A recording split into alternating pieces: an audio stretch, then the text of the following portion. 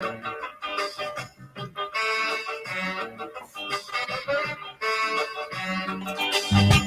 warning, you better take warning. Take warning, you better do good. Let your light shine bright, let your light shine right. Respect your fellow man as you should. Take warning, you better take warning. Take warning, you better do good. Let your light shine bright, let your light shine right. Respect your fellow man as you should. The evil that men do lives after them. The evil that men do lives after them. Your evil today will blight your tomorrow. So do good today and avoid your sorrow.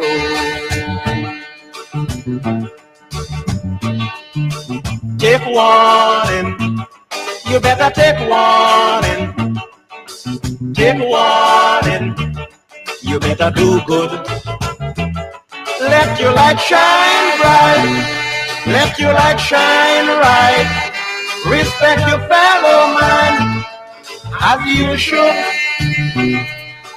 Take warning, you better take warning. Take warning, you better do good. Let your light shine bright, let your light shine right. Respect your fellow man as you should. The evil that men do lives after them. The evil that men do lives after them.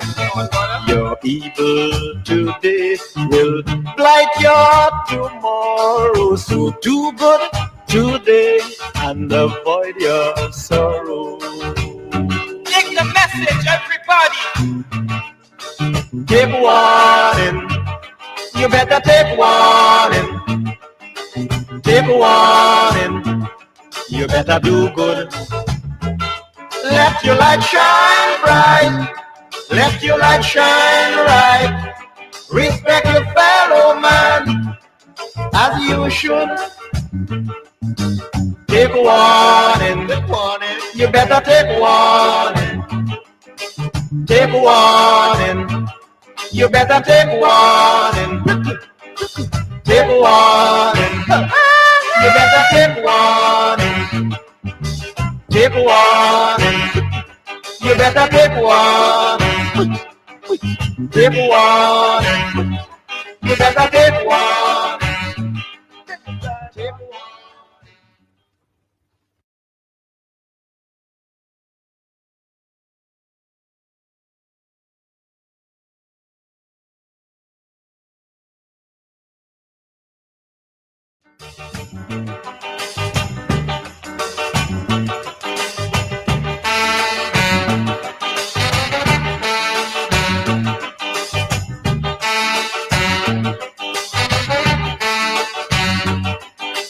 Take warning, you better take warning. Take warning, you better do good. Let your light shine bright, let your light shine right. Respect your fellow man as you should. Take warning, you better take warning. Take warning, you better do good. Let your light shine bright, let your light shine right. Respect your fellow man as you should. This is attorney Shellen Washington, owner and founder of the Washington Law Firm, located at 455 Utica Avenue in Brooklyn, New York.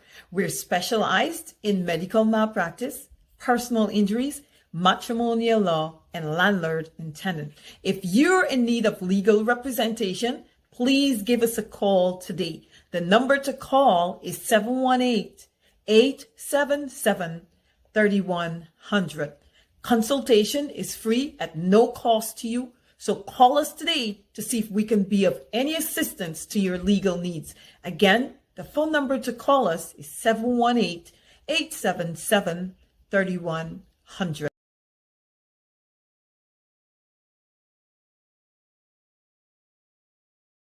If you are looking to have your statutory declaration, affidavit of income, identity, damage or lost passport, lost license, tenancy agreement, agreement of settlement, power of attorney, last will and testament, and certification of documents, then you need to visit the Alistair Collins firm, located at the Killian Mall, 162 Lamaha Street in Georgetown, between Camp and Waterloo Street. Alistair Collins is a commissioner of oaths and a justice of the peace. Make certain you visit him or call for more information at 649-6410 or 685-6448 or 503-1451. And there's adequate parking available.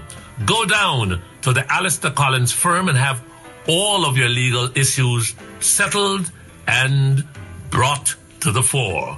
Alistair Collins firm. Contact them at Alistair Collins firm. All right, let's get straight down to business. Good evening. Hope you guys are fine. We have coming up in just a couple of minutes Sharma Solomon, the former chairman of Region 10, and we have the mayor, or we can just describe him as the governor of Region 6, J.R. Crawford. He is a man on the ground filled with action. Boots on the ground. He has his boots on the ground in Region 6, and Sharma Solomon has it covered in Region 10 with boots on the ground as well. The only thing is we're not seeing boots on the ground in other parts of the country, right? Especially in Region number 4, the largest block of votes, right? Region 4, no boots on the ground, no nothing. I don't know what's happening. Is anybody bullying anybody? Is anybody stopping anybody from doing that? I don't know. Gosh, good evening to all of you beautiful people out there. Look, let's start right off, man.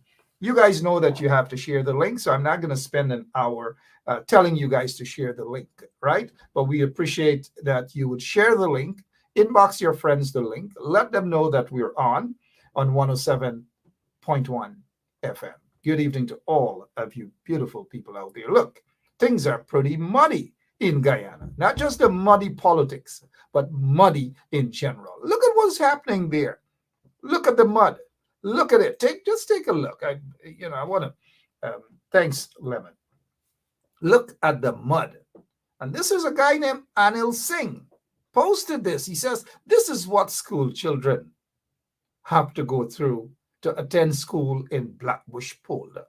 Now, that is mud, It is not cement. It is mud in a country that is billions of dollars of, oil, right? Billions of dollars of oil. And look at the mud. Maybe they should have a cash relief for mud, a mud cash relief, since they have cash relief for every single thing. Cash relief for everything. Cash relief for mud. They may have cash relief for talk show host. I can't wait. I may probably be first online for that. They might have cash relief for racetrack owners. We may see J.R. Crawford first online for that. But we know Mr. Sharma Solomon getting his cash relief as a farmer, right? I'll ask him. They got cash relief for COVID, relief for bullying. No, not bullying. Stop it, Mark. You're being naughty. Nobody bullies anybody in this show. Good evening to all of you beautiful people out there. You're not going to bully me. I am not going to bully you. We'll shake hands and we'll move forward with the program on 107.1 FM. So good evening again to all of you. But before we get Sharma Solomon and the governor of Region 6, J.R. Crawford on, because we have lots of things we want to talk to them about. Let's deal with Dunn's Tug for the night. Dunn's Tug for for the night. Look at this guy. Oh, it's pretty scary, right? Good. Apart from the fact that he's pretty scary, no, there's a reason why I put him up there. Again, Lemon, let's see, and let's give the people the reason why this Dunstug is up here. And he's not going to go on the watch list. The people from the ERC are not going to go after him because ERC and the Dunstugs in the PPP regime, especially those at Freedom House and at Office of the President, they're not going to have time with him. They're not going to put this Dunstug on a watch list or whatever. Herr Robson, but this is what this Dunstug is talking about. Look, take a look. And there's a reason why I put him up there. I want you guys to take a look as to what is happening. And whilst we prepare for that, I don't want to keep my guests them in the background waiting for too long. Look at this. This is a Gordon Mosley news source. Gordon Mosley news source. Police rank and mechanic in custody over theft and stripping of car. Allegations level against the police rank. But look at this guy, Lalbachan Prasad. Lalbachan Prasad is saying in probably a very soft tone, right? Because if you take a look at him, you'll understand why he speaks in a very soft tone. But look at what Lalbachan has to say here. My question is, why Afro-Guyanese can't live an honest life? He is a police officer and a bandit too. God in heaven knows what he's trying to say. But look, you get the gist, right? Lalbachan Prasad. The article doesn't say Afro-Guyanese police rank and Afro-Guyanese mechanic. For all you know, there might be two persons of other ethnic group. It might be that. But this Dunstug jumps to conclusion. My question is, why Afro-Guyanese can't live an honest life? Oh, gosh. These guys ain't easy, man. They're not easy at all. Speaking of honest life, right? Dunstug, I hope you're watching. He wants Afro-Guyanese to live an honest life. But anyways, look at this story. Woman, 23, arrested for attempting to ship cocaine hidden inside religious items. Allegations leveled against Lisa Ramnarine, right? Lisa Ramnarine. I don't know. Let's get our guest on and rock and roll for the evening. But before we get straight to our guest, this guy deserves an award for the night. Let's give him the award for the night and spread this word to him. He deserves this award.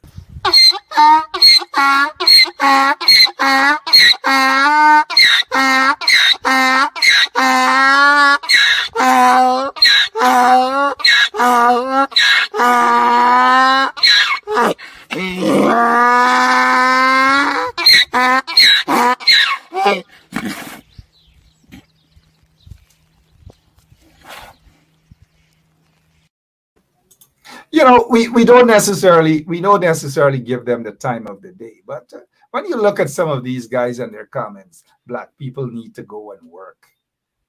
I wonder who built Guyana, all the sea walls and all the things that others, including our Chinese ancestors, our Indian ancestors, our Portuguese ancestors, came to Guyana and saw Guyana that used to be swamp. I wonder who worked, who did all of this. I wonder who trained all of others who came to cut the canes and plant the fields and all these things. And if these Dunstugs don't know their history, they will understand why the prisons were built.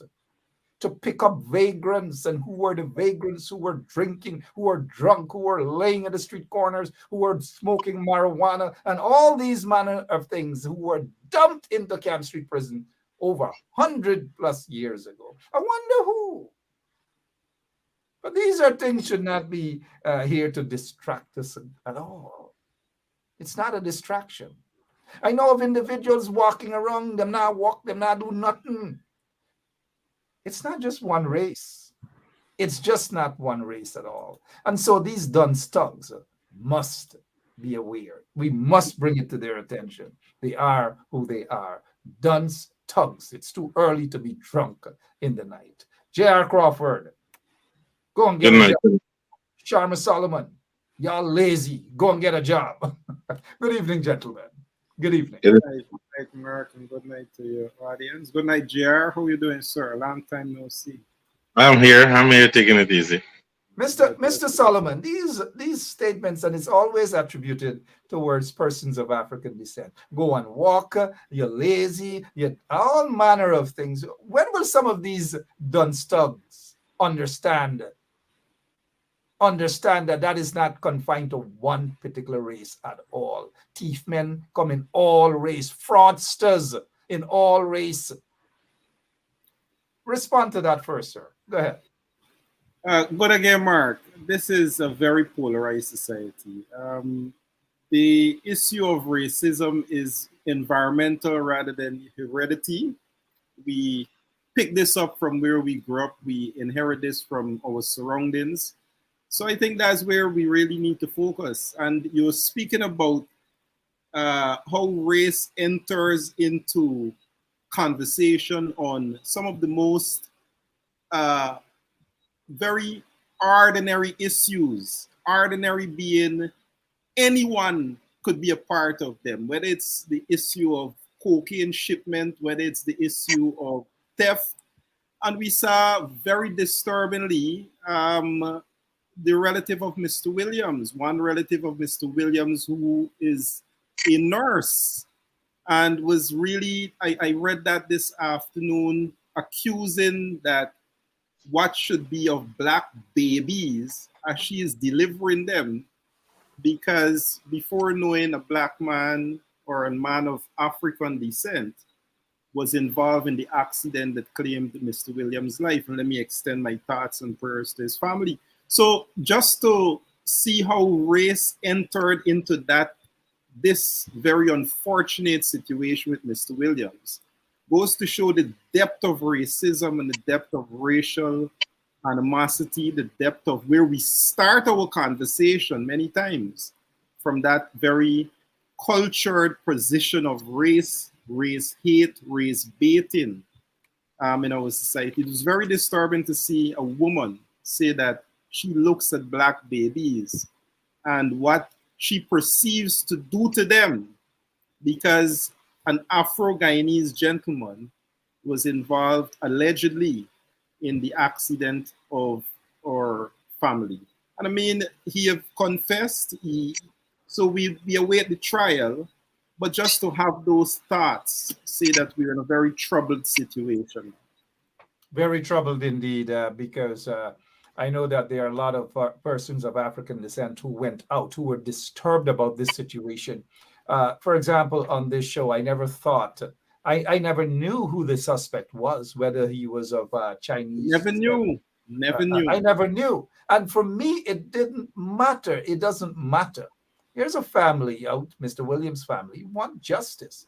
And we are here to ensure that we join with anyone, irrespective of their race, their religion, their sexual persuasion. It doesn't matter. We are about justice. But to have someone to utter those words, it shows where we are as a society and as a people. Let's bring J.R. Crawford right into that. Mr. Crawford, good evening and welcome to Straight Up again.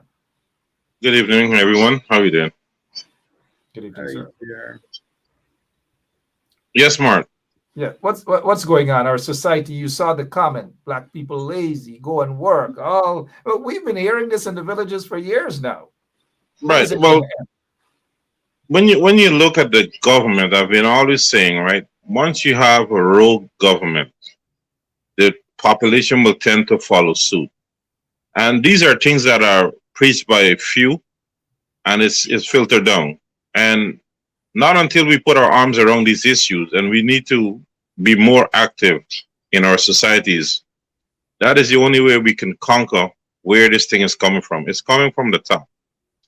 And the sooner we find out that we are only having two kinds of people, good people or bad people. And like you and both Sharma have said, we are having bad people from every race and religious background. So, when you see these senseless comments and or like the one there is assuming that the mechanic and the officers are black. It shows you the level of intelligence and also the honesty within some of our Guyanese people.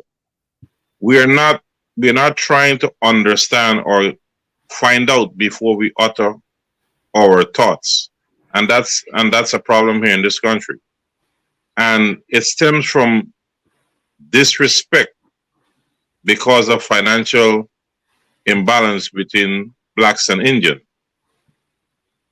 And some people think because they have the money, they have the right to, spew nonsense, or they are practically better than another person of a different ethnic background.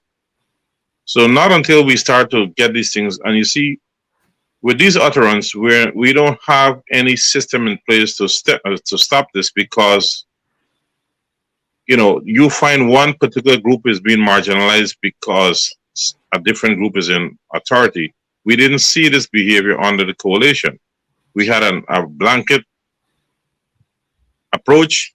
Everybody was treated with respect, and we are not seeing it. It's back to the old days.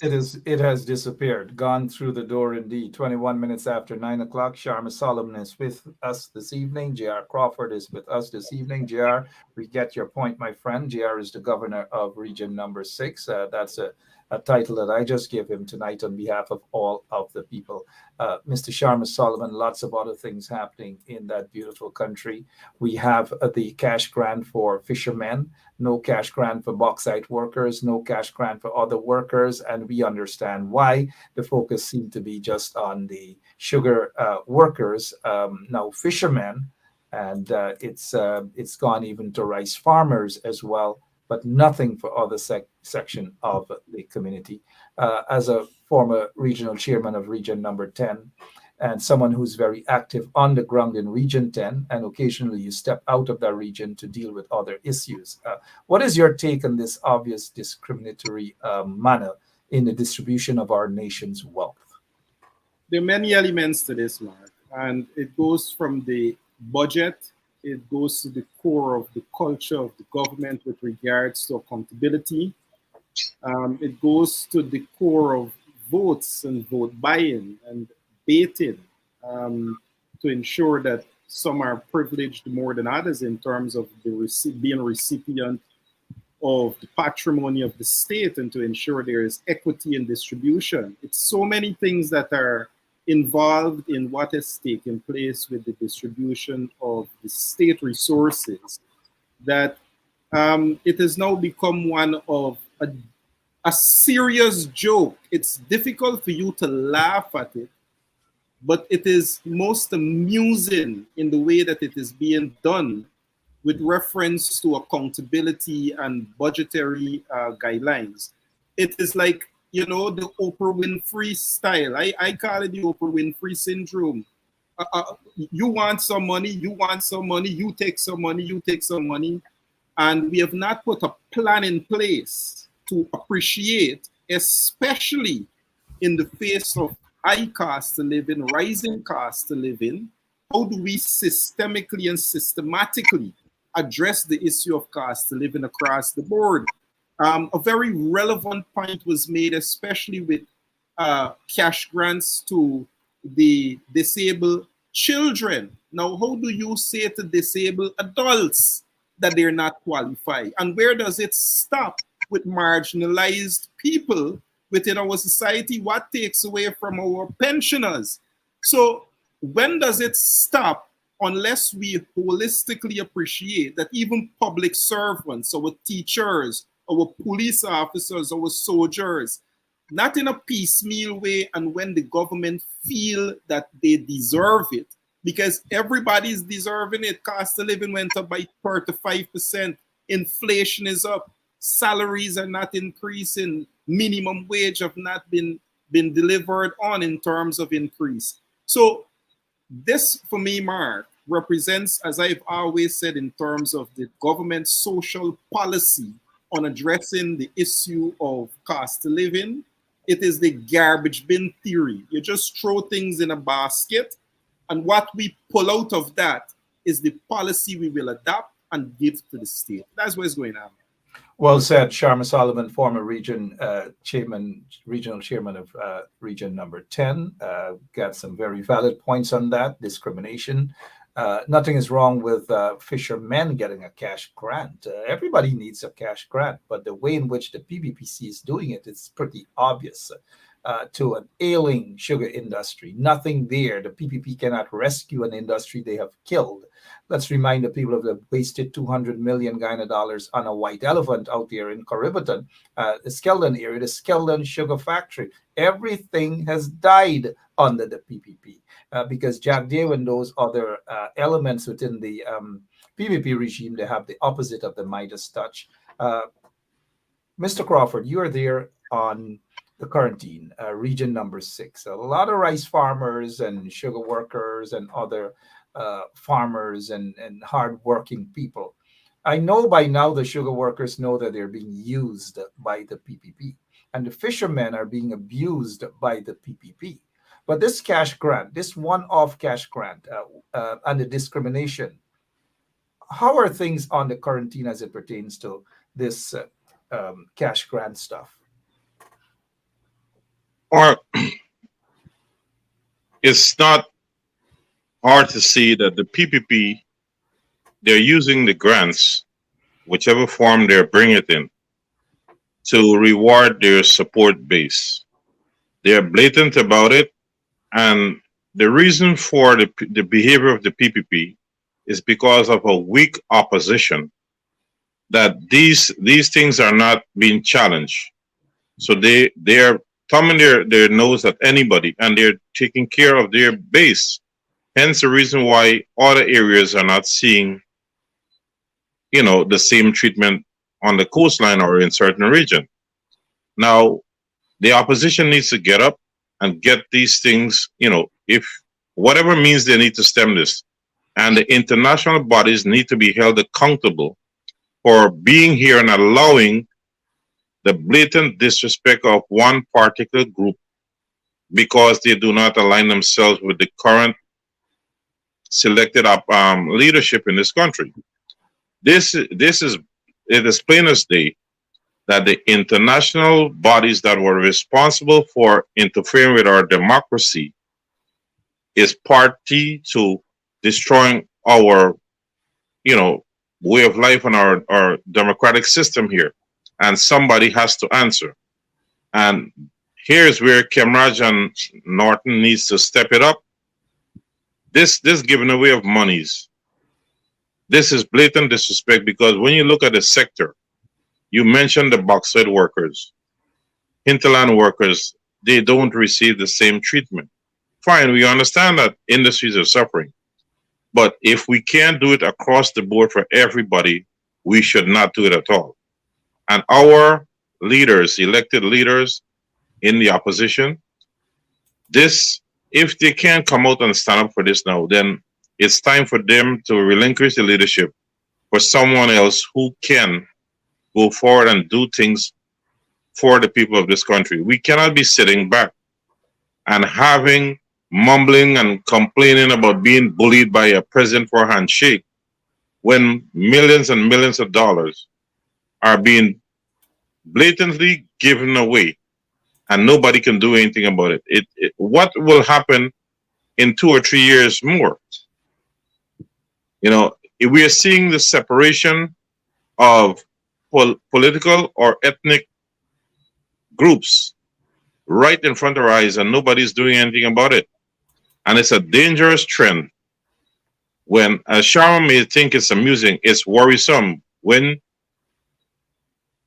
the so-called leaders of the country or the government is taking monies and putting it in hands of their own supporters and leaving the rest of Guyana, when we have a CARICOM headquarters right here, and nobody's coming out and saying, this is totally wrong.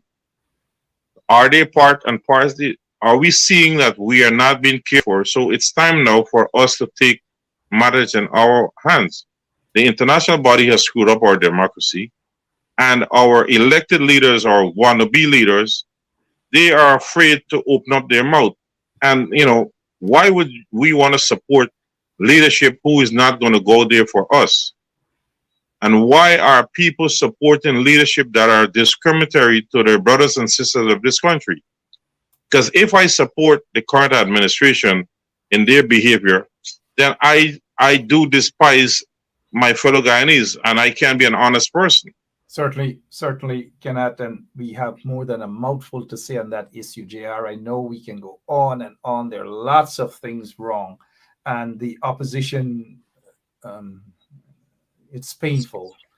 So I don't even know what to say about the opposition right now. But let's go to Mr. Sharma Solomon. There's another subject that I want to touch on, not unless there's something based on what JR just said that Mr. Solomon, you want to piggyback, you want to mention something? Well, just not too much, but just I think Sure. calling the international community to bear is important on this matter. They've outlined many times in all those reports of recent that the government is not, in fact, recently the IMF is saying the rate of the government spending is detrimental to the state in that, how they are actually not planning.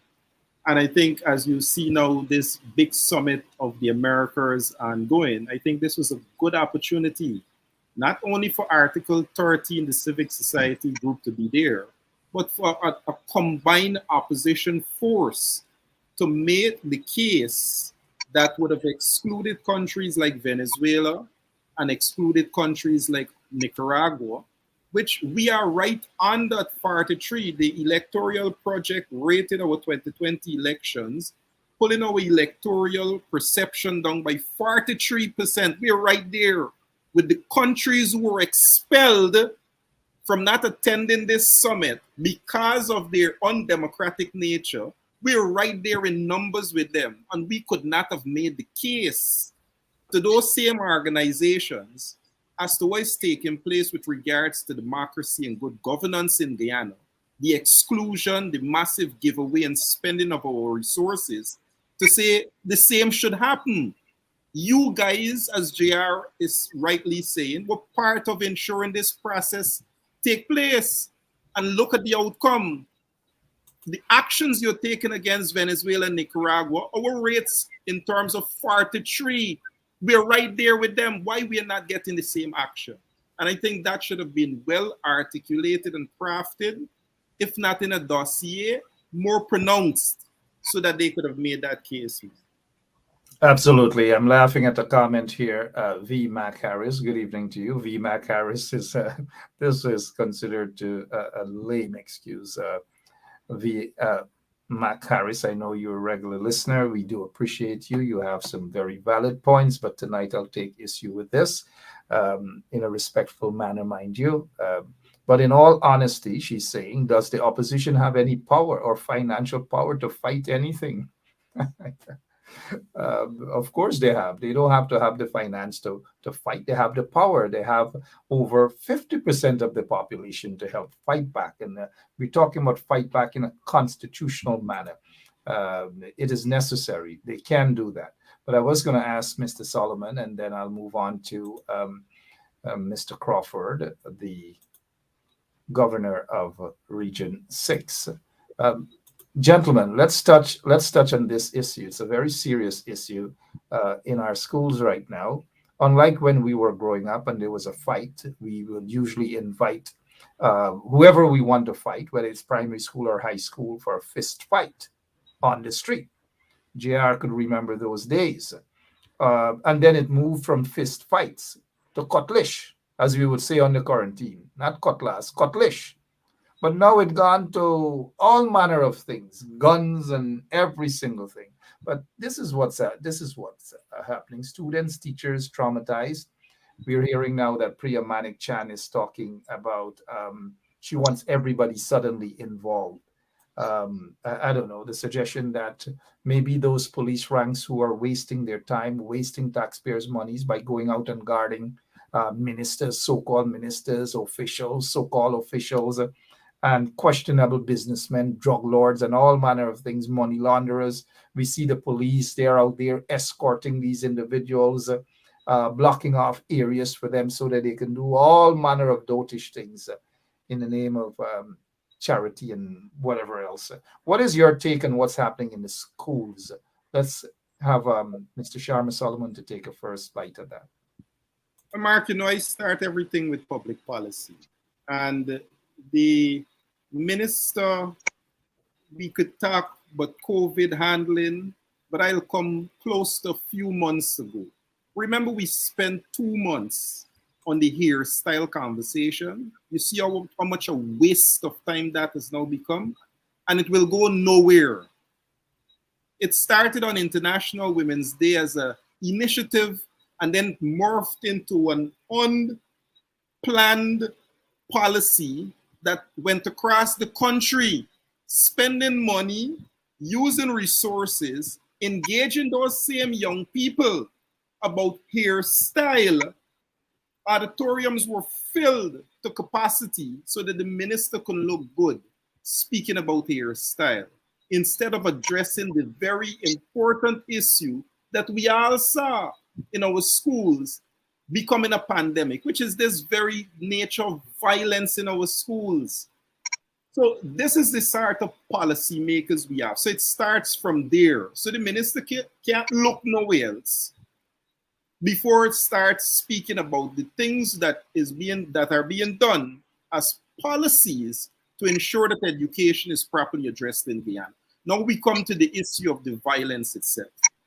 The education department is with as a student, former student of the University of Guyana, and witnessing the social work program.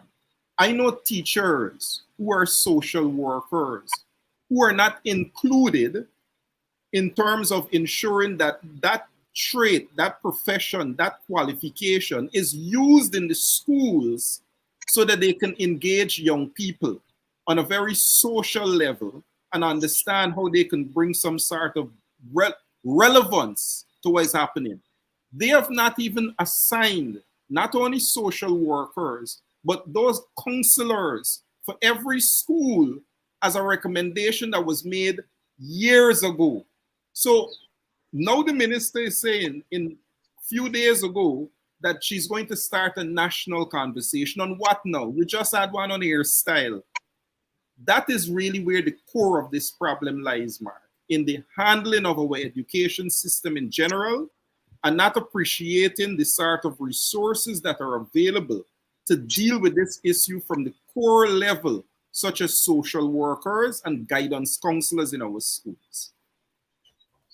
Well said, Sharma Solomon. They're focusing on the wrong things. She got billions of dollars. I believe some of the hotspot schools should have police. And before you go, again, sorry to jump in, but just look at the meals. Look at the meals that the school children are eating in Wamaradong. Look at those policies are so poorly constructed that it is not only allowing our children to become wayward and delinquent, but it is also not treating them in a manner so that they can be able to get a fair and decent education. Sorry, Madam. No, that's okay. That's okay. Billions of dollars being spent, and they're not concerned about things. It's all about a hustle for these people, how they can make a quick money. They're not patriots, and so let's not be fooled. And we waste a lot of time thinking that they are patriots and that they have the best interest of Guyanese at heart. In fact, they don't. One of the things simple to have police patrolling, not throughout the corridors of the schools and so forth.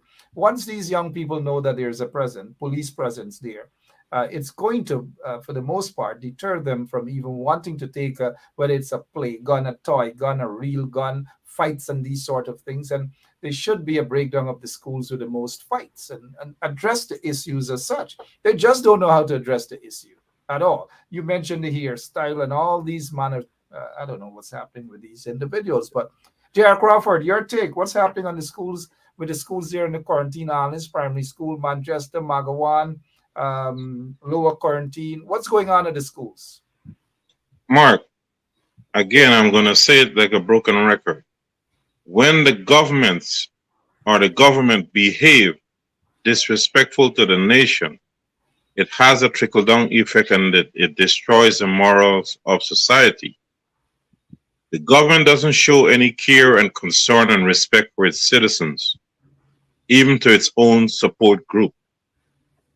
And also, the blame must be placed upon parents not taking control or taking the time to bring their kids up with proper manners and respect. That is something that was bestowed on all parents back in our time. Now things are left haywire, and one of the reasons that could happen is people are disgusted because of stress, economical pressure, political pressure. All these are adding to our destruction of society.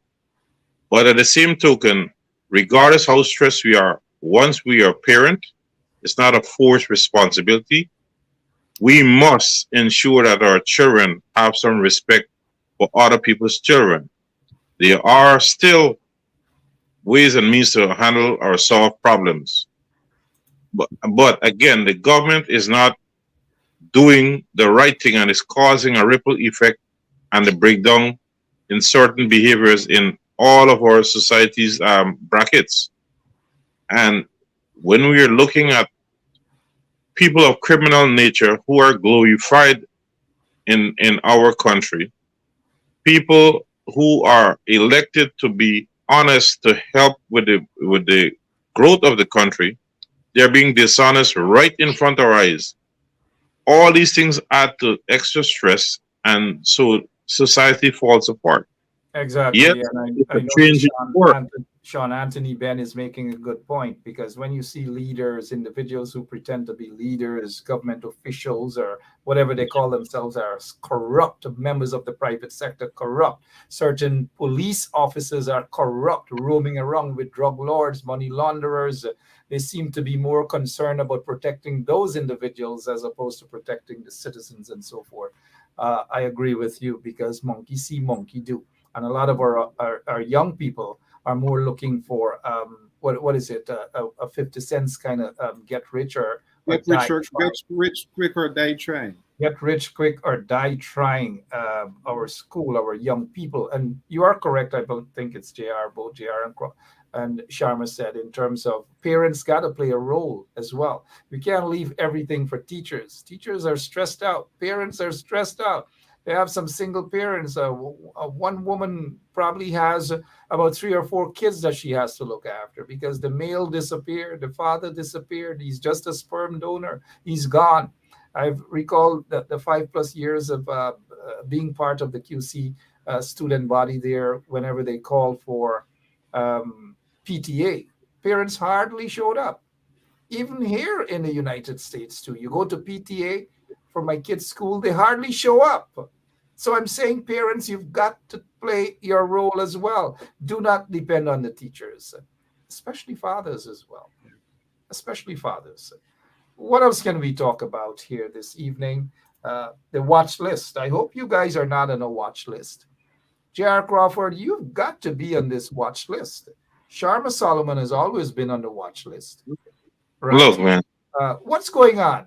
JR, before you take a first bite at that, Sharma Solomon, you think you're on that watch list, that silly watch list?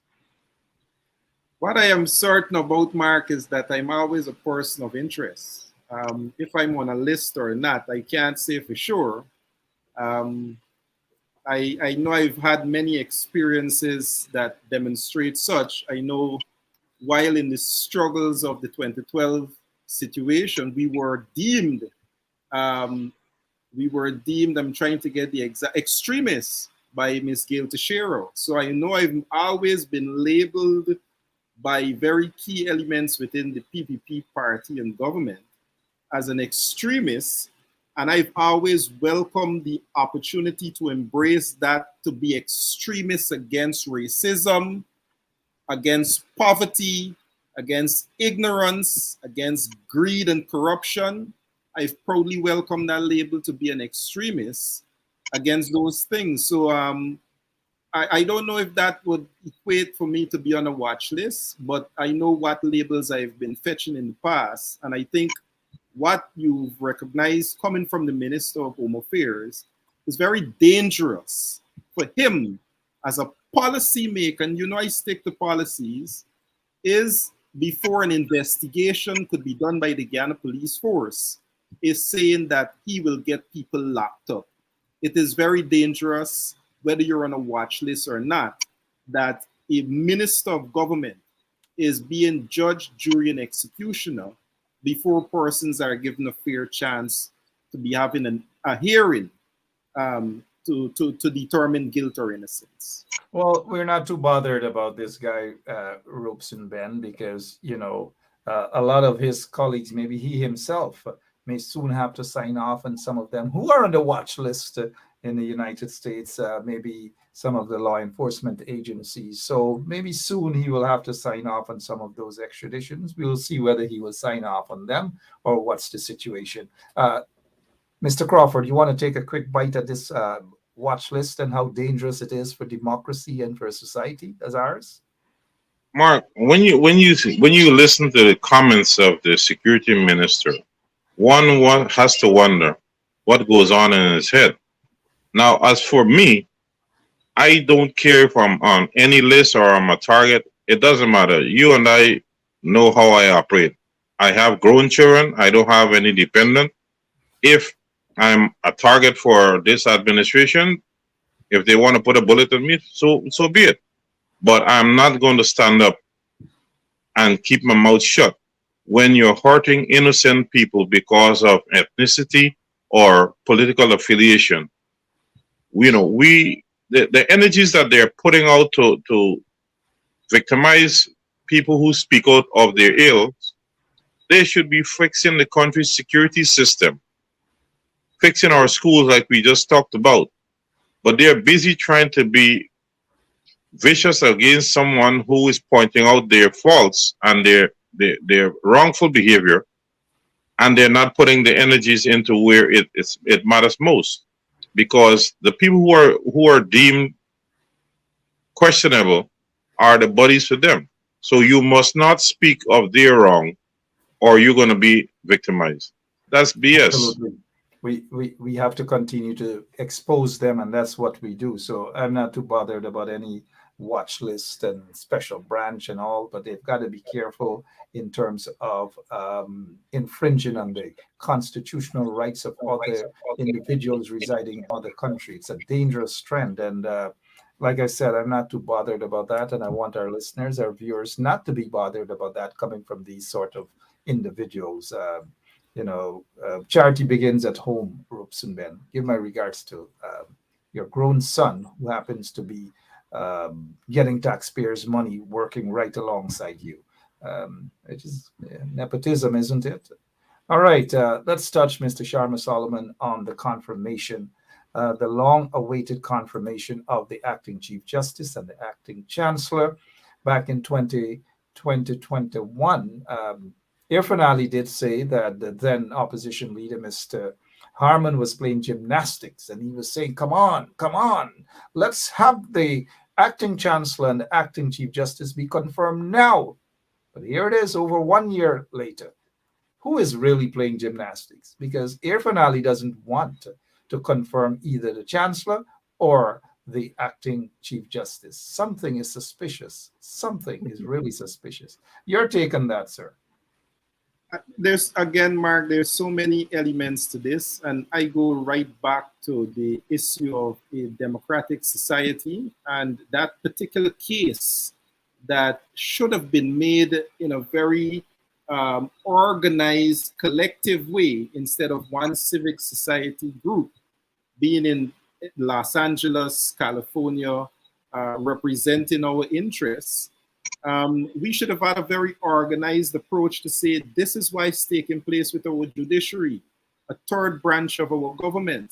At the very highest level of the judicial system, chancellors and chief justice, you have this sort of behavior by the People's Progressive Party and the president in his action. And I think in a very holistic way, it demonstrates whether it is how you saw government officials and ministers attacking the judiciary. We had ministers who have called for the defrocking of both of those women. We've had ministers who have in fact, the Attorney General, who have made it quite clear about how they feel about those women. So I think it is inescapable, first and foremost, of the views that are held of these two esteemed jurists and how this government perceived any way to move forward with them. They have been given a clear indication by the opposition leader, point the people. A year ago, we were waiting to see an engagement with the leader of the opposition, the president. That has occurred. So we finished speaking about the treatment of two very decent and qualified individuals in the judiciary. We're now speaking about the issue of good governance, that you now have those engagements taking place between the leader of the opposition and the president. And that sort of meaningful consultation, even at this now, you arrived at this point of good governance, is still not being respected so that you can have true confirmation of people who have been acting. So I think what you are seeing, Mark, is again an undemocratic situation that is morphing quickly into an autocratic behavior of the state to even deny the judiciary its full complement of staff so that it can execute its work properly. I think that's very critical when it comes to these service commissions.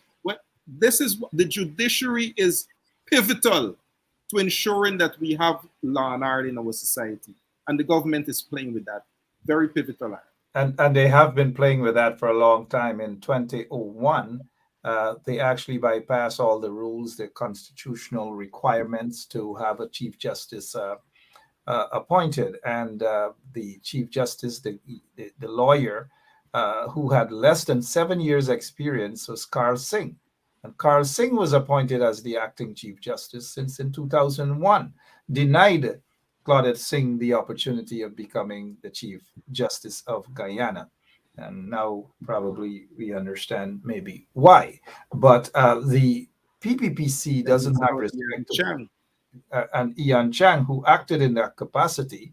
And those are people who act in these capacity. Obviously, they will do so at the bidding of their puppet masters, because lots of acting judges, when you have an acting judge, he or she wouldn't they wouldn't be as independent as they are on rulings. They would want to rule to satisfy the powers that be, especially corrupt individuals in government.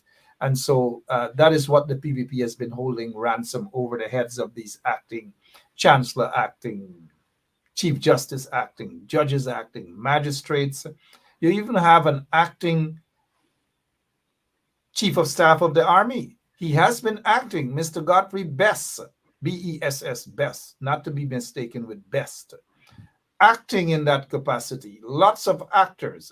The next they have the Grammy Awards. Maybe we should appoint some of these actors in Guyana, compliments of the PPP regime. J.R. Crawford, take a bite. Confirmation of those two individuals to the position of Chancellor and Chief Justice. Your take, sir. Mark, as they've been in that position for a particular time, they should have been confirmed.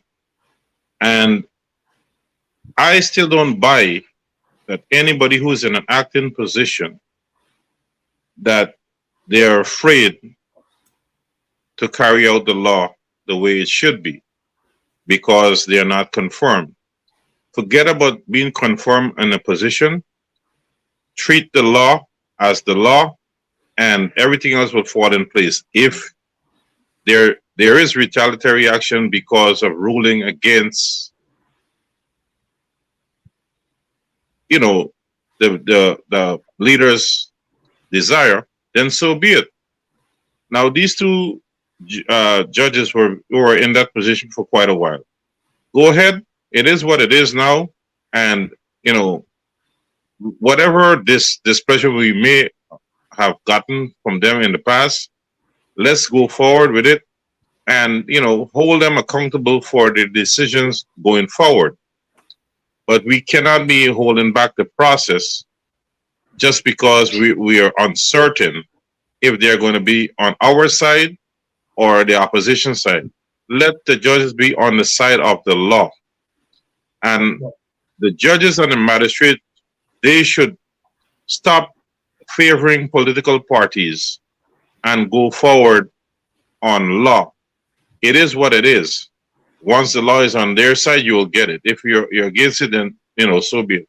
So But be it. too many of us are in.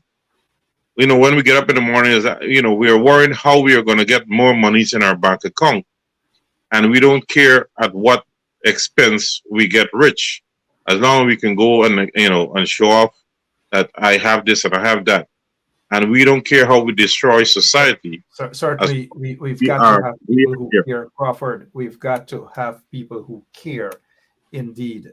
And I know your dad is probably turning in his grave to see the direction that the judicial system um, is heading into. It's for the most part, I would say, it is questionable. This is not painting all of the judges or the magistrates with the same brush. Certainly not, but a lot is left to be desired. Here is my prediction, gentlemen. The catfish regime is not comfortable with the chancellor. They're going to find a way to have her, the acting chancellor, they're going to find a way to have her removed, and they are going to elevate acting Chief Justice to the position of chancellorship, and then they will promote. And this is how I'm watching it. They may very well promote. They may very well promote the DPP to the position of Chief Justice and replace the DPP with another crony of their own. That's just how I'm reading into, because of the fact Irfan Ali is hesitant right now to have these two ladies confirmed. I know you guys have your eyes out on one of them, one particular individual there, but we'll see how that plays out. Again, let's say good evening to all you folks who are listening to us. I'm looking at some of your comments. So thank you so much for your participation. But let's move on. We have some other things to talk about. I want to talk about this coming very soon. Guyana for sale and Moors rising. The original air date is June 19th. That is next week, June 19th. Finally, Isabella, her report is out. Vice News is going to be out. This is going to be interesting. Sharma Solomon, your take, sir, on Vice News report. It's about time. Well, two things, Mark. This seems like an action-packed flick. I think even the flyer that we see looks very combative. I know the interview, the snippets that we got in Guyana, we were enticed and had our beaks, so to speak, wet with expectations. So I look forward to see what the remainder of the interview and the entire episode is going to look like. I am, however, concerned, Mark, that unlike, and I know the electoral system was highly questioned at that particular time in 2006, where the issue of corruption was massively mentioned across Guyana, and the PPP still managed to win. So I think that even though we are seeing these sorts of identification of issues relating to corruption at very high levels, and allegations being made of people who are part of ensuring that that system continues, I think we as Guyanese have to go beyond that, beyond the Vice News, and this will make for a good action-packed flick. It's packaged that way, you know. The anticipation, the appetite is packaged that way, but it is still for us as Guyanese. Unlike 2006, when we saw the killing fields of young men and the drug cartels killing gangsters and gangsters killing drug cartels, and the US Embassy staff unveiling reports about massive corruption and even drug dealers saying that they were working for the state in terms of ensuring that they were law and order issues maintained. I think Guyana needs more than just a Vice News. But I can look forward to seeing this action-packed Vice News nevertheless. Lots of action indeed. Isabella, she is about to release this here, a comprehensive interview that she did there in Guyana. She spoke with Sue. She spoke with God and Never Knows Who. She spoke with Jack Dale. Jack Dale was obviously very uncomfortable for obvious reasons. Before we go to Mr. Crawford, let's show a clip to remind the people how uncomfortable Barrett Jagdeo was with that interview and how uncomfortable he is going to be now, because a lot of things will be exposed during the course of that interview. Lots of things. And most of those things we are aware of, but you will see from the angle of another news entity. Thanks to Isabel for that. Source. Okay, well, maybe the Chinese company that did not get the agreement that they wanted here, maybe they're the ones who told you, or it could be just a fictitious thing. Okay, well, let's talk about specific individuals. What is your relationship with Mr. Su Jerome? So my relationship? Nothing. He's a tenant in my place. Yeah. And he's a good friend of yours? Yes. Yes. He is a friend. Very, very uncomfortable. We will get to see and hear more of that. Also, right here on 107.1 FM. We're not going to miss it. We're just not going to miss it at all. Here is Sue. How long have you been living at Jack Deo's house? No, the people just, I don't know what I'm doing. I never do nothing there. You understand? Yeah. So how long have you been living at Jack Deo's house? Huh? How long have you been living at Jack Deo's house?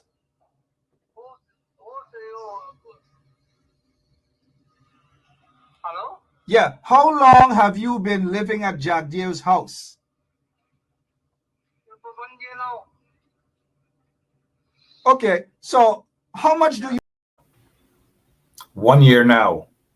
This is going to be interesting. Very, very interesting. Sue again. Mr. Mark, I believe every word of what Mr. Shu is saying. I am also afraid of Mr. Shu. Mr. Shu, if you are listening, I don't want anybody to harm you. This is a serious thing. Corruption is big. And we Chinese have to stop that. Been bullied by Jack Dale and other government official to pay bribe. It's big all over Guyana. A Chinese to pay by bribe. Mr. Shu, I hope you to stay strong. Do not. We respect and salute you for your bravery, for coming up and speak against corruption in Guyana. Thank you, Mr. Shu. We appreciate you, Mr. Mark. 马克，我相信每一句苏先生说的话。我现在很担心苏先生。苏先生，如果你在听我说话，我不想任何人威胁你。圭亚那政府腐败很严重，这个是很严重的事情。我们中国人必须停止被那些政府用武力行贿。苏先生，我希望你能继续你的发表。周学 A direct message to Mr. Su from a fellow Chinese national saying that they're afraid for the life of Mr. Su and about corruption that is rampant and Chinese businessmen and women who are being shaken down, shake them for money. It's happening in Guyana. Gangsterism at the highest level. This Vice News report is out on Jagdeo and Su and others. You know what I mean? Mr. Crawford, your take. Are you excited? Father's Day on the 19th. Well, people wouldn't have any time with fathers. People wouldn't have any time with fathers on the 19th. It's Vice News. Yeah, but it's 8 o'clock at night after this the celebration. But it would be interesting to get to listen and have a different point of view from what we've been seeing, what we are accustomed to as a nation, where the propaganda is set by the current administration. With that said, you know, it's such a foolish thing to get yourself embroiled with all of these nonsense when, if power is what you're after, all you had to do was to take care of the citizens, provide the services and goods, and you would have the vote of confidence. But here we are reverting to illicit behavior, and it leads to an international investigation. It leads to the country almost going back on the blacklist. It leads to the citizen being deprived of certain international freedom. And yet, for all, some of us are blinded by race, and that we're still giving our support to a political party that is oppressing all of our movements and all of our improvement as a nation. And I can't understand why people would want to support the party that has been suppressing the entire nation. Creating such imbalance in different sectors. And I'm still wondering what happened to our education if we can't understand, or we can't look at situation and realize that we are being used as pawn. And coming back to the security issue, I said, look, Mark, I don't care if a bullet meets me at this point in my life. I have lived my life. But I will not be held hostage. Yes, you were there under pressure. Courtney is gone. What is gone? But I don't fear a bullet, tell you the truth. Because somewhere along the line, somebody has to stand up. And if opening my mouth against the injustice will cause me to be under a little financial stress, then so be it. I don't give a damn. But I will not be used as a slave in my own country by people who I know isn't or aren't better than me. Well said, because we look at some of the Nimakarams that like to insult people, but who doesn't work, who doesn't, who's black, and some of these people are darker than God in heaven knows. The mindset of these individuals. Mr. Sharma Solomon, man, we were looking at the time. We've got to move on. There's something else I want to ask you guys about diplomacy. Mr. Sharma, you have a degree in foreign relations and all these manner of things. Mr. Norton, the opposition leader, was at a function. Irfan Ali, who sits there pomposetting and parading himself as the president of Guyana, extended his hand to shake Aubrey Norton, and Aubrey refused to shake his hand. But after maybe feeling sorry for Irfan Ali, who was literally begging for a handshake, and I am certain that Aubrey Norton felt sorry for him as opposed to being bullied by him. I think Aubrey felt sorry for him. But then again, when we look at the cartoon today and all these oh, poor Aubrey, saying, Mommy, he's bullying me. I don't know, poor Aubrey. What is your take, though, on this episode, Mr. Solomon? Mark, political optics is half of the battle, I'll tell you that. Because perception is as important as facts in politics, and I believe the situation that we can see in pictorial form may not give us a full appreciation of exactly what occurred, but nevertheless, pictorial form brings over what we've all had an impression to draw as judgment from what took place between the engagements of the leader of the opposition, the president. I think choice words in terms of being very diplomatic could have been different. I know that even at the state of war, there are conversations with Ukraine and Russia. The Americans have, even in the state of neglecting Venezuela to be part of the American summit, they're buying oil from Venezuela. I am saying to you that diplomacy and the rules of engagements are always there for anyone to have but there are conditions and guidelines under which these things occur. And I think you have to be very choice in your words and not to say things like bullying, but to appreciate better words to show what those engagements are outlined with, how those engagements are taking place, and don't appear as though that concessions are given. I think that is, in essence, when you're in negotiations, and when we must appreciate that the leader of the opposition, the president, they're currently in negotiations of a few weeks ago. So I think it is always important in negotiating that the narrative is always one that is clear to those who you're negotiating on behalf. Having myself engaged in negotiations with the government before and understanding how optics may have sent a negative picture to the people in Region 10 if we weren't careful to appreciate that any image that went back to them may send across the wrong impression. Well said, Mr. Sharma Solomon. It's 11 minutes after 10 o'clock. Beautiful Georgetown, Guyana.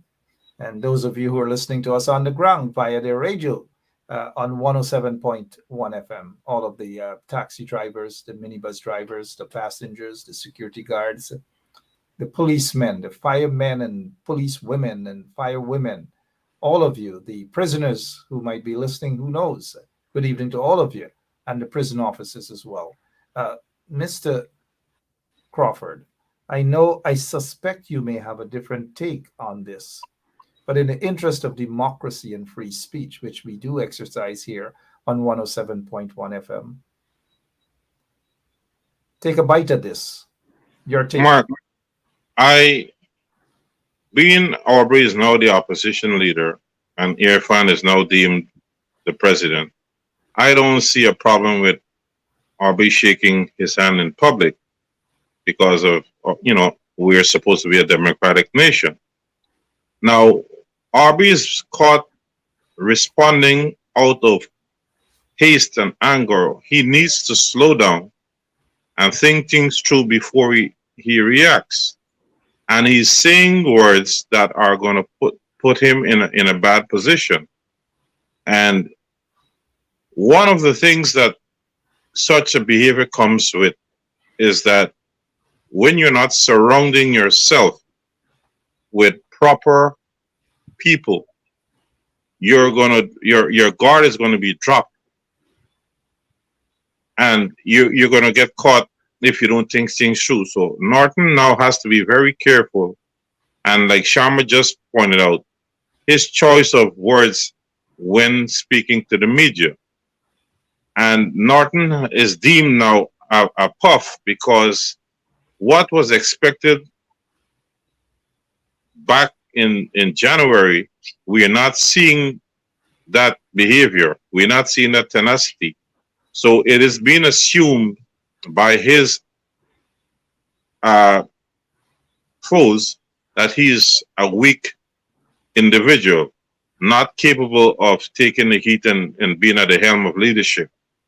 He has got to get with the old party stalwarts, take a crash course in getting things done, and turn the ship around quickly, or he's going to be pushed around like a novice. And at this juncture, we can't afford those behaviors. Surround yourself with proper people who have been there, done that, and take time before responding. There is no need to jump and respond to a question when asked right away. Think it through. Let the reporters say what they want, that you're delaying your answer. But when you put out an answer or a response, it must be concrete. It must be powerful. And don't seem to be, a person who is being confused.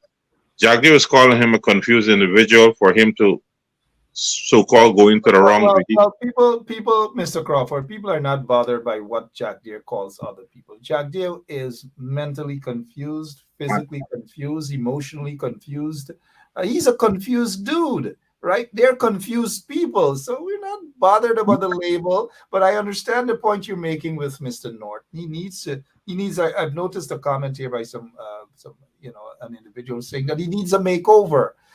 in terms of presentation, in terms of PR, public relations. It sucks right now. It's gone back to where it used to be, or even worse. Mr. Norton needs some new and solid advisors around him. Mr. Norton cannot do it all got to be on Oh, board in this process, Mr. Crawford and Mr. Solomon. All got that to be on board. Aubrey Norton that has is to 1 second. Aubrey Norton has to realize that. And all on board, it doesn't mean all have to agree. Mr. Norton doesn't know it all in politics. He needs to pull back and say, well, look, there are areas that I need help in. Come on board, guys. Let us work. Let us do this together. You know, and that makeover can possibly do tremendous good to Mr. Aubrey Norton. But if he stays in his know-it-all corner, probably the best scientist ever on political scientist on the face of this earth, that's what he thinks, that's his perception. It might not be the truth. But a political leader becomes strong when he or she gets the help and listen to advisors who know it. Not just any person you take and you put around you because they can say yes, yes, yes. You want to hear yes, yes, yes all the time. Mr. Aubrey Norton, there are lots of people out there who want to see you succeed, sir. But if you don't want to succeed, if you don't make that move, well, you will succeed. Closing remarks, Mr. Sharma Solomon. Um, Mark, I think it is unfortunate that we spent and in the news cycle for today, this issue of the handshake became um, such an issue with so many pressing issues that are affecting people. But I can understand why, because as I said, perception is almost as important as facts in terms of how people view the current political cycle and news cycle. But there are so many things that are happening, and I would like to always focus on the very social thing as a working class individual myself, and the issue of bread and butter, the issue affecting our children in the schools. Those are very, very important and troubling things. And I believe until we can get to that very, as JR mentioned at the beginning of the program, our political institutions to work, whether it's the opposition, the government, to ensure that we have the type of people who can take these matters on and ensure that they're properly and well represented. I think also we lost, and I want to, because as someone who really appreciates, as you mentioned just now, as a student of international relations, I think we've lost a golden opportunity tomorrow being the last day for the summit of the Americas, where we could have made a very important case about the issue of good governance and the issue of democracy. We have a questionable election with a petition before the courts. Electoral Reform Committee would have rated us at just over 40%. We're ranking with countries like Venezuela and Nicaragua, who were kicked out of the summit because of poor democratic practices, and we did not make a case to show where the issue of the breakdown of democracy is taking place in Guyana, from the interference in our judiciary to the issue of rule of law, to the issue of good governance, to the issue of a challenge electoral petition. We should have done more to ensure the Summit of Americas understand that what you're seeing representing on the world stage is a questionable character that still needs to ensure that we have accountability in Guyana. Instead, we lost that opportunity to make that case to the world. Well said, Mr. Sharma Solomon. 19 minutes after 10 o'clock here on 107.1 FM. We're broadcasting live from Georgetown, Guyana, downtown Georgetown, Guyana, on the bandwidth of 107.1 FM. Mr. J.R. Crawford, I don't know what your closing remark is going to be on, but I give you that opportunity, sir. Go ahead. Mark, one thing I'd like to point out or add to Sharma's description of this organization, American States. One of the reasons, or my thinking is, the reason why we were allowed to go there, unlike the other our neighbor is because of our corruption in the oil industry and the gold industry, that we're able to, or those involved in it are able to suck the juice out of this country unchallenged. So they're gonna let us slip by with a few things. Now coming up to an issue of our country internally, what I would like to see from our opposition leader is to have a proper team, an educated team that is good enough to be paying attention to all the propaganda that's coming out or things that need to be rebutted. And we need to be on the ball, not to be reacting 2, 3 days later. And what I like to see the opposition leader and his team, not necessarily him alone, but his team, they need to, all his visits, they need to do a follow-up right now, especially like with the bad weather and the improper streets and these things. I'm sure he talked about them when he came to certain areas. Now is the perfect time for him to send his team, or he himself, he wants to come back and take a look at if there was an improvement from his last visit. Also, I would like to appeal to the parents of this nation that we need to take control of our children, not to rely on or leave everything on the hands of the teachers and strangers out there. It's sad to say that our children are going into school and instead of trying to learn something, they're becoming violent. They're threatening teachers, they're threatening fellow students, they're hurting fellow students. This is something that we can manage. We don't have that great of a population that we cannot manage it. Yep. We need to team up. At this point, yes, we are under financial stress and political stress, but we need to take responsibility for our own actions. It's our children. Yes, the government can do more, but we have to start the ball from our end. We can. Also, well said. That the government, for some strange reason, start to act as for us an umbrella effect instead of just pinpointing their own political support. It's going to lead to bloodshed one way or the other. We're definitely, thank you so much, Mr. Mr. Crawford.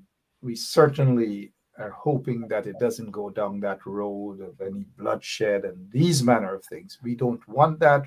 That's where they want to take us, Mark. Back to 64. We will not go there. Yeah, that's where they want to take, but we must stand up and prevent them from taking us there. Indeed. And I got a comment from I saw this here, gentlemen. Biden predicts mini revolution in November if SCOTUS, that's the Supreme Court of the United States, overturns Roe v. Wade. He predicts a mini revolution. Just imagine one of us say that we predict a mini revolution in Guyana. Gosh, you know what watch list we would be on? Ben would be across. The President of the United States, Joe Biden, is saying that he predicts a mini revolution in the United States of America. However that is interpreted. Yep. But anyways, folks, don't forget, June 19th, it's that episode, the interview with Isabella in Guyana. You'll hear more about Jack Deere and Sue and corruption and all manner of things. Don't miss it. Gentlemen, as always, thank you both so much for your time. Continue the good work you're doing. JR in Region 6, Sharma Solomon in Region 10. You guys are very active, far more active than 99% of those members of parliament who are being paid handsomely to do what they're doing, but they just don't do it. Some of them feel that once they jump on Facebook, turn on a camera and just talk, God in heaven knows what they talk about, they believe that that is representation of the people. Unfortunately, that is not any form of representation of anyone. It's basically promoting themselves and probably wanting people to see how good some of them look. It's just a perception that they may have. But thank you both so much, Sharma Thanks for having me, and Leah. Thank you all.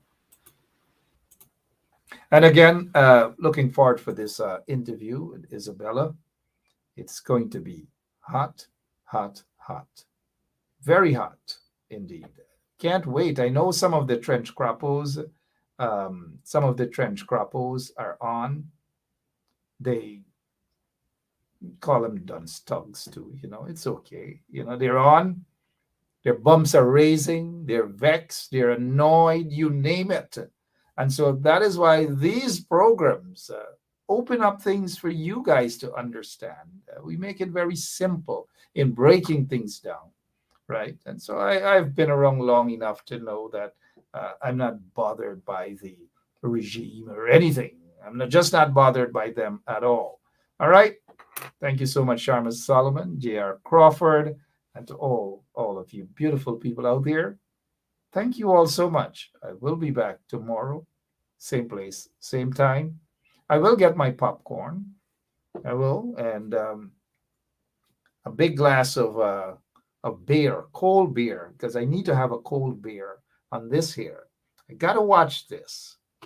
I gotta watch it from beginning to end. Of course, I'll spend that quality time since it's Father's Day with the kids, and I'll see what they have in mind for me. Gotta get something from the kids, right? All right, Mark Benschop saying thank you all so much. God bless you, and God bless our beautiful country, Guyana. Until tomorrow, take care. So, this is attorney Shellen Washington, owner and founder of the Washington Law Firm, located at 455 Utica Avenue in Brooklyn, New York. We're specialized in medical malpractice, personal injuries, matrimonial law, and landlord and tenant. If you're in need of legal representation, please give us a call today. The number to call is 718-877-3100. Consultation is free at no cost to you. So call us today to see if we can be of any assistance to your legal needs. Again, the phone number to call us is 718-877-3100. Source. Okay, well, let's talk about specific- Maybe the Chinese company that did not get the agreement that they wanted here, maybe they're the ones who told you, or it could be just a fictitious thing. Okay, well, let's talk about specific individuals. What is your relationship with Mr. Su Jerome? So my relationship? Pressure boss pipe. Pressure boss pipe, baby.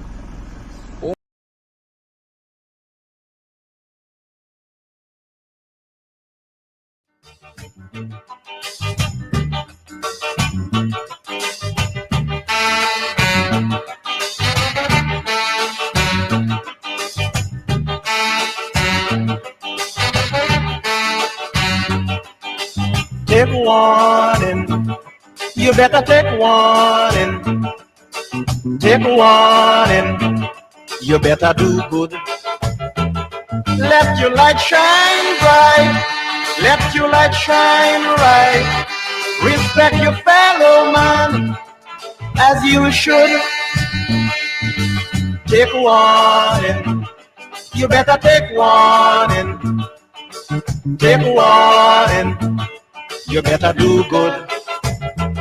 Let your light shine bright, let your light shine right. Respect your fellow man as you should.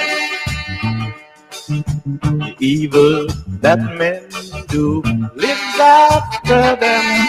The evil that men do lives after them.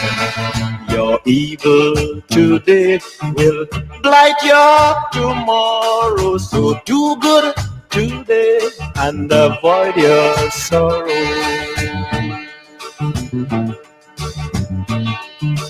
Take warning, You better take warning.